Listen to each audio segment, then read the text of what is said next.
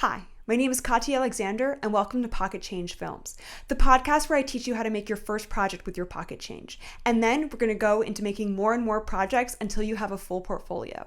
And then we're going to talk about getting budget so you can do bigger projects. And then we're going to talk about making your first micro-budget feature. Pocket change, pocket fame, fill in the spot. Will I have to scream when we hit play in the dark? Innovation, creation on a shoestring beat. Join the journey, feel the heat and everything. On the last episode, we talked about brainstorming within your resources, coming up with a script, and then building a community so you have people to make films with. In this episode, we're going to talk about assembling your crew, budgeting your project, making a schedule, and then actually filming. For those of you who don't know me, I've been a producer for 12 years. I used my time at film school to build a portfolio that ended up launching my career. My first feature I sold to Abamarama and PBS, and then in 2022, my film Pretty Problems won the Audience Award at South by Southwest. We ended up selling that film to IFC and it became a trending movie on Hulu. I also worked in the Las Vegas Sphere, which was a boot camp between the intersection between technology and entertainment. I want to use all my past experiences to help young filmmakers break into the film industry and start making their first projects. So at this point, you have a finished script that came from an idea that was made within your resources, and you have a film community to help you make your first project. If you don't have any of those things, you can check out my last episode on how to do all that. So let's break this down into the people that you absolutely need. You need a director, you need a cinematographer, and you need a sound person.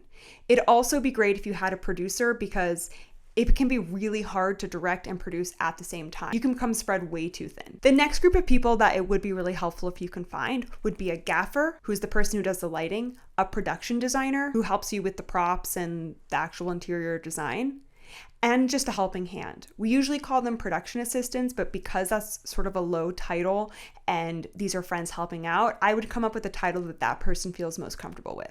But this is a person that's going to be able to do runs when you inevitably need something while shooting and is going to help with all the little bits of things when you need extra hands. So basically, you can do it with 3 to 4 people, but it would be nice if you had 6 or 7. A lot of my first projects in college really was just 4 to 5 friends that came together and made a movie. And that included the people actually in the movie. So as I said in the last episode, talk to the people that you've been working with and working on all their projects, and then ask them if they're free to work on your project. At this point, they should be really excited about working on your project because you kind of developed a nice rapport with all of these people and they're becoming your creative team. For casting your project, pretty much every filmmaker I know knows other people who are studying acting. But if you and your group doesn't know anybody who's studying acting, you can contact local acting schools in the area and see if any of the actors are interested in being in your film.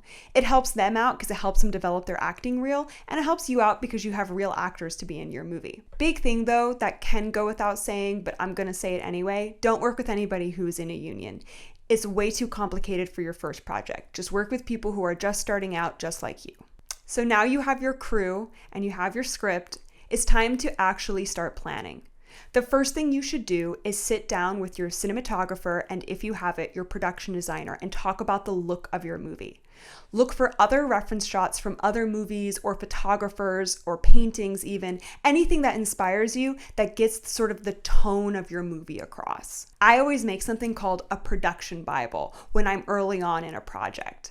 It's usually a notebook that I've dedicated to that project, or just a notebook that I've dedicated to projects in general because I'm usually working on so many things at once and it's helpful to have one notebook. In that notebook, I'll write down all the elements like the setting, the production design, all the character names, costumes, makeup, hair, everything. And then I'll look for reference shots for those things and sort of paste them in the book. So every single time I'm in a meeting or I'm talking to somebody, I can just open the book and show them all the reference shots I've been collecting. This is literally the first production book I ever did in college. I would have the actor headshots in here. I would have pictures of things that would inspire me. I would have pictures of costumes and stuff broken down by each character. I would have pictures of like the type of bar I was looking for because the first project took place in a bar. And just over the months of planning the project, I would just add things into the book and it made everybody stay on the same page as the project was developing. It really helped the cast and crew communicate with each other about the film that we were making to make sure that everybody was making the same movie. So I would start a production Bible where you're breaking down all the characters, what you kind of want their costumes to look like and their vibe to look like,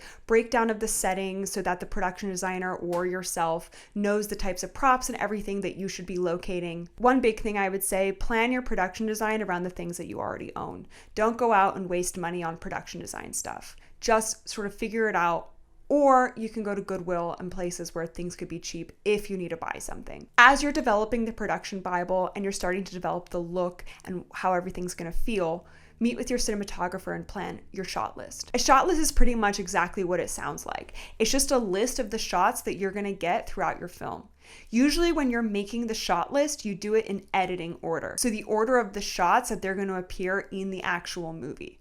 Later, when you're scheduling, you're going to reorder those shots into the order that you want to actually shoot them in. If you have the means to do so, you can also make a storyboard along with your shot list. A storyboard doesn't have to be crazy. Almost every storyboard I've worked with has just been stick figures and circles and random descriptions and stuff like that. It just helps people understand what the framing's going to be, and it gives a visual thing that people can look at on set when you're trying to interpret what you put into the shot list later on. While you're planning the look and the feel and everything with all the people of your crew, it might be a good time to set aside an afternoon to work with your actors and maybe do a rehearsal. Doing rehearsals before you arrive on set is going to save you a massive amount of time when you're actually shooting. Make sure you and your friends are having a lot of fun during the planning process.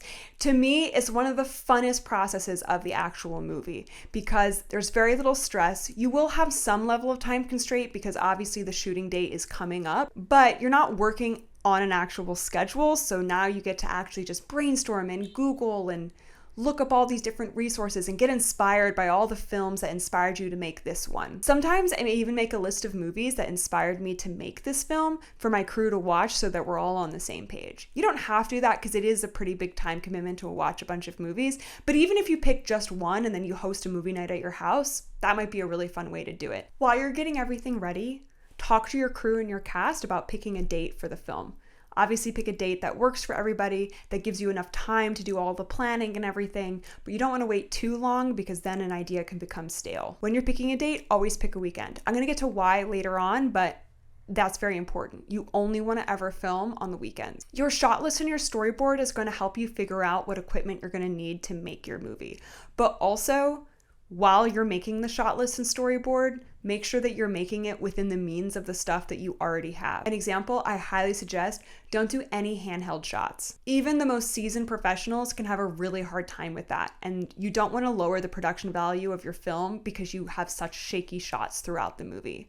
Try to keep everything on a tripod, and if you want any movement, use a dolly. Best thing about a dolly is if you don't have a dolly, but you have a rolling chair, you have a dolly. When you're trying to think of the equipment that you're gonna need, try to get really creative about the stuff that you already have, stuff that you can build, so that you can save yourself money in the rentals. Also, while you're planning, ask your community about the equipment that they have.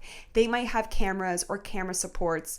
Camera supports are tripods, dollies, different stuff like that. The thing that you put the camera on to actually get the shot. And the more equipment that your community has, the less equipment you're gonna have to go get other places. If you can't find any camera equipment that will make the motion smooth, I suggest just not having any motion at all. You can later add digi-zooms to add some motion within your shots, but it's just gonna be too hard to get that motion in camera and keep the production value high. So just keep your camera static on the tripod and just get more coverage. Get more shots and more takes so you have more things to cut to. The sound equipment is going to be super important because the audio quality is pretty much what defines the quality of your entire movie. You don't have to go get some crazy equipment, but you can find lavs off of Amazon that are only like $20, and your whole group can kind of get them together so you can use them on everybody's projects. And you can get a Zoom microphone. Big suggestion though, if you get a Zoom microphone, don't put it on your camera.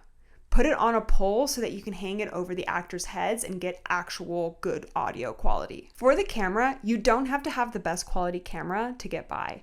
I've been using my $100 T3i since college, and it still stands with me to this day. I'm literally using it right now. People often think they need to get a cinema camera or the most hip camera that's out right now, but you really don't. You just need a camera. If anybody in your group owns a camera, don't go renting a camera. Just use whatever they have. But let's say your group doesn't own sound gear and they don't own a camera.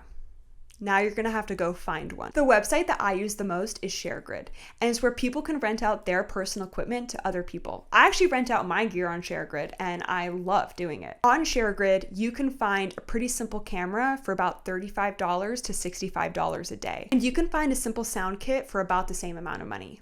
But I do suggest, If you do have a group that has the means to do so, just kind of pitching in and getting a couple lavs and a couple Zoom mics together that you're all going to share, that might be a really good way to do it. Because then you don't have to rent gear over and over and over again, you just have it. With the camera, sometimes the cameras can be a bit more expensive, so I do understand just renting the camera. Last thing I want to say about equipment is you don't need to rent lights. If somebody in your group owns lights, then that's great. Just use those lights. But if nobody in your group owns lights, that's fine. Just use what's called practical lighting, which means lamps and different stuff like that you already own in your house. What's also really fun about practical lighting is you don't have to hide the lights in your shots because it's all practical. You can also do a mixture of mostly practical, but then using one light to add just a little bit more light on your subject or just have a little bit more control over your light, but you really don't need it. A lot of my first projects, I just used practical lighting and they look great. Don't waste your money getting a really extra special lens. Just use the lens that you guys have as a group or the lens that came with the camera. I one time filmed a movie in Africa where we just used the lens that came with the camera. I think the lens cost $30. Ironically, it broke in half on the first day and we filmed the entire movie holding the lens together with our hands. But the thing that movie is most complimented on is its cinematography work. People were like, how did you get a cinema camera and a whole lens package all the way to Africa with you? And we were like, we didn't. We just used the point and shoot camera that we had and the tiny kit lens that it came with. And that was all. We used color correction and honestly our cinematographer was really talented and that's all it took to make a really beautiful film. We didn't need to waste a bunch of money on really expensive gear. As the shoot gets closer, you're going to start thinking about scheduling. So let me give you some of the tips and tricks of making an actual schedule. As I stated before about the shot list, you're now going to order the shots in the order that you want to actually shoot them in. And then as you're making the schedule, you're going to figure out how many shoot days you're going to need. If you could do it in one, I do suggest doing it in one. But if you can't, just do 2 shoot days. Don't try to fit everything into one day. Your project is going to suffer because of it. When I'm scheduling, I keep in mind that each shot is probably going to take between 15 and 20 minutes between repositioning the camera, getting rehearsals, and multiple takes. I also keep in mind that at the beginning of the day, the full setup is probably going to take about an hour and a half. People coming in, putting in the production design, putting up the lights, putting in the cameras, all that type of stuff, that's just going to take some time, including the actors getting in their hair and makeup and putting on their costumes. You don't need a whole hair and makeup team. Everybody can do it themselves. And then keep in mind, you're gonna need about an hour for lunch. And then you're gonna need an hour to break everything down at the end of the day. So when I'm making a schedule, I basically say, here's call time. Then I count an hour and a half after that. And that's gonna be when we do our first shot. And then every single shot in the schedule, I give it 20 minutes.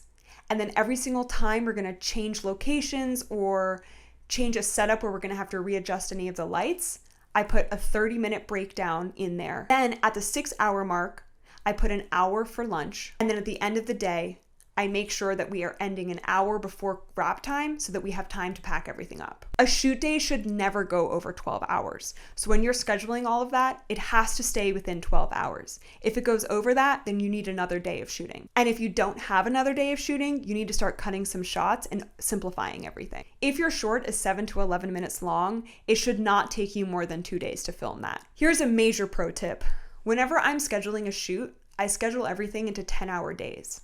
That way, if while we're filming, we're going over schedule, I have that comfort of knowing, well, we have 2 hours of buffer time, so it's really not that big of a deal.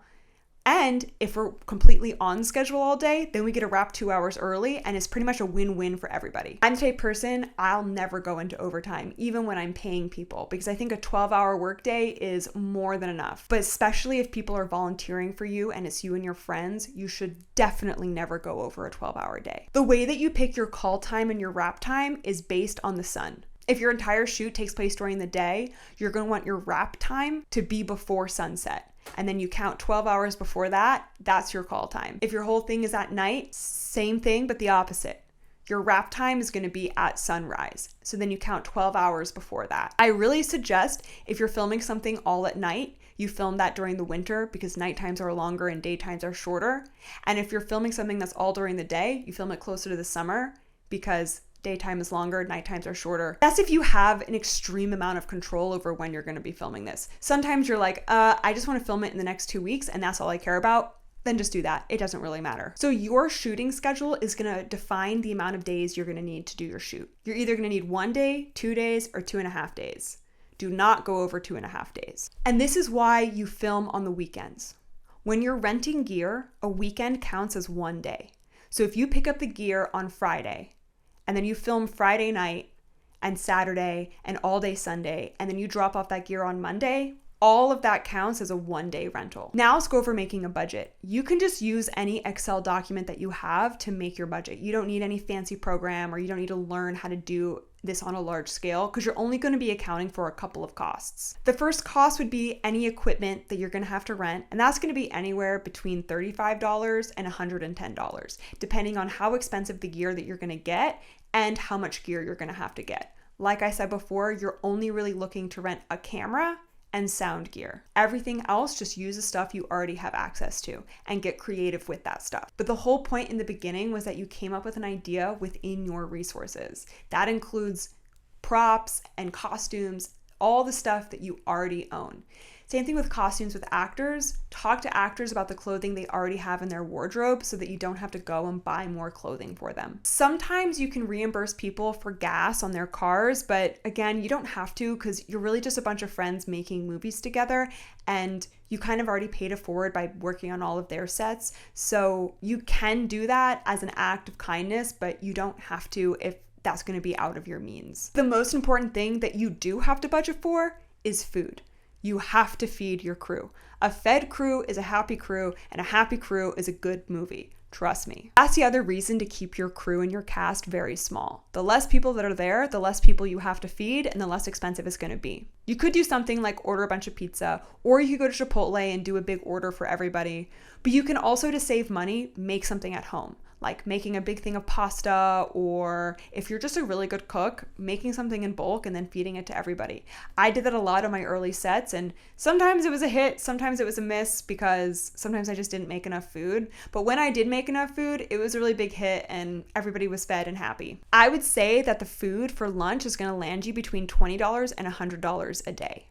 $20 if you're making everything at home, $100 if you're doing something like Chipotle or something like that. It might even be more if you're doing something like Chipotle. So definitely keep that in mind when you're thinking about making this project within your means. The other thing to think about when it comes to food is crafties, which is basically film terms for snacks.